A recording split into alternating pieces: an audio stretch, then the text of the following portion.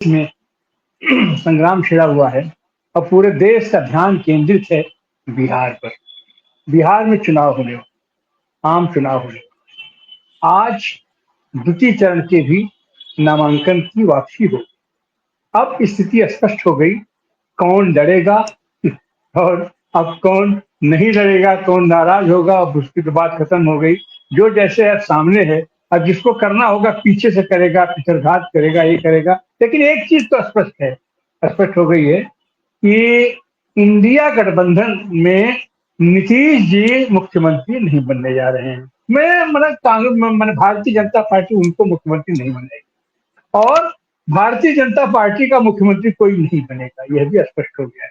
अब सवाल यह है कि दूसरा जो गोल बच रही है इंडिया अपना गठबंधन, इंडिया गठबंधन का जिस तरीके से कुहास मचा हुआ था, जाहिर सी बात, विपक्ष के लोग थे, तरह तरह के लोग थे, तरह तरह की विचारधाराएं हैं, सब है, लेकिन सबकी एक ही मंशा है कि बिहार में फिर से विकास की गंगा बहे, विकास की धारा बहे।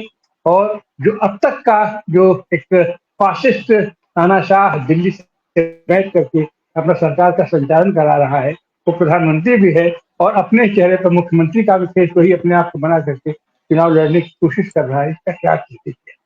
आज इंडिया गठबंधन ने प्रेस कॉन्फ्रेंस किया है, महत्वपूर्ण प्रेस कॉन्फ्रेंस। और पहली बार क्या, इसके पहले भी तो एकजुटता का प्रदर्शन लोग करते रहे हैं।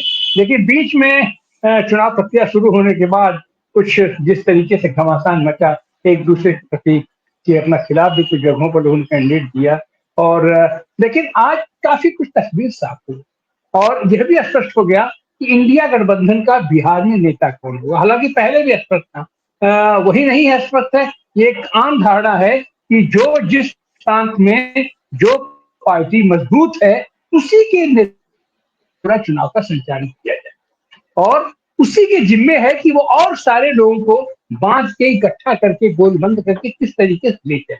बिहार में भी ऐसी स्थिति हुई, खास करके जो वहाँ तीन घटक हैं, एक समाजवादी घटक है जिसका नेतृत्व राजद कर रहा है वहां पर, एक कांग्रेस है और एक लेफ्ट घटक है। लेफ्ट में भी खास करके तीन पार्टियां, ये सीपीआई, सीपीएम और सीपीआई माले, तो सबकी एकजुटता का। और उसके बाद एक अलग से दो गुट और सामने आए, वीआईपी अपना मुकेश सहनी जी, जो इंडिया गठबंधन में थे, पिछली बार बहुत नाराज हुए, उनको अपमानित किया गया। अपमानित तो नीतीश जी को भी किया जा रहा है, कदम कदम पर किया जा रहा है। अब आगे लेकिन वो क्या करेंगे, कैसे करेंगे, वो तो उनका तो हमारे कहावत है भोजपुरी में, सौ सौ जूता खा तमाशा घुस के देख, तो तमाशा। लेकिन आज जिस तरीके से इंडिया गठबंधन ने अपनी प्रेस कॉन्फ्रेंस में एकजुटता व्यक्त की है, उससे पूरे बिहार को एक उम्मीद जगी और उसमें खास करके उन्होंने अपना सीएम फेस भी घोषित किया। हालांकि जनतंत्र में, और हम समाजवादी मानते हैं, जब विधायक चुन के आएंगे तो उनकी बैठक होगी, उनकी बैठक में विधायक दल का नेता चुना जाएगा, सारी पार्टियां अपने अपने नेता चुनेगी और फिर उसके बाद सब लोग एक साथ बैठ करके, एक जनतांत्रिक तरीका होता है, हम अपने मुख्यमंत्री का उम्मीदवार बनाएंगे और निश्चित रूप से सबकी सर्वसहमत से होगा।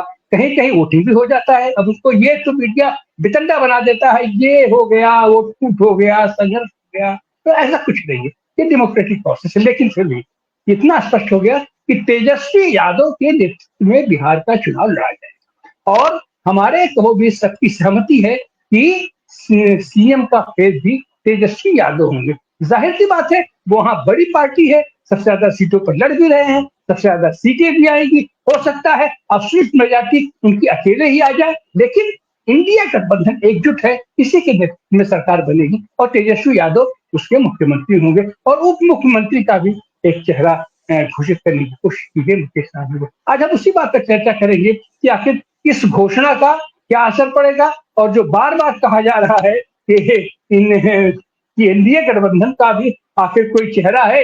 इतने दिनों से जो टेस्टेड चेहरा था, जिसके नाम पर उनको विकास की गंगा बहाई जा रही थी, जिसके उसको कसीदे पढ़े जा रहे थे, आज आखिर उसको क्यों साइडलाइन किया जा रहा है। और अगर उसको साइडलाइन किया जा रहा है तो कौन उनका नेतृत्व है, जो खुद झूठा है, मक्कार है, फरेबी है, उसी का नेतृत्व रहेगा या आगे क्या होगा। आज कुछ और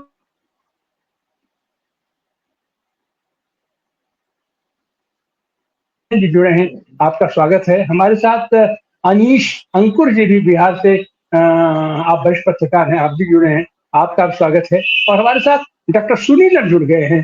डॉक्टर सुनीलम अभी अभी एक महत्वपूर्ण बैठक में से आ रहे हैं। हम चाहेंगे कि डॉक्टर सुनीलम आगे। जी सर, महागठबंधन के आज के प्रेस कॉन्फ्रेंस की असर तो सामने दिखाई पड़ने लगा। अभी पता नहीं अभी उसकी कितनी सत्यता है और उसमें क्या है। अभी हम देख रहे थे एबीपी का न्यूज के उसमें टीडीपी ने शायद समर्थन वापसी की घोषणा कर दी है और कल उसके दोनों मंत्री इस्तीफा देने जा रहे हैं। अब पता नहीं इसमें कितना सत्य है, क्या सत्य है। और ललन सिंह का भी एक हम देख रहे थे सर अपना अपना भाषण करते हुए कि हम गठबंधन अब नहीं चलेगा। तो ये सारे कुहास की का माहौल बनेगा और हमको ऐसा लग रहा है कि मुख्यमंत्री का चेहरा तो वहां घोषित नहीं करेंगे और हो सकता है इसी चुनाव पीरियड में मोदी जी जो कि अपने ही चेहरे पर अपना वहां का चुनाव लड़ रहे हैं, तो प्रधानमंत्री वहां से अगर उनका हट जाएगा तो खुद ही हो सकता है मुख्यमंत्री बनने के लिए आगे आ जाए। ये स्थिति बनेगी और ये बिहार है।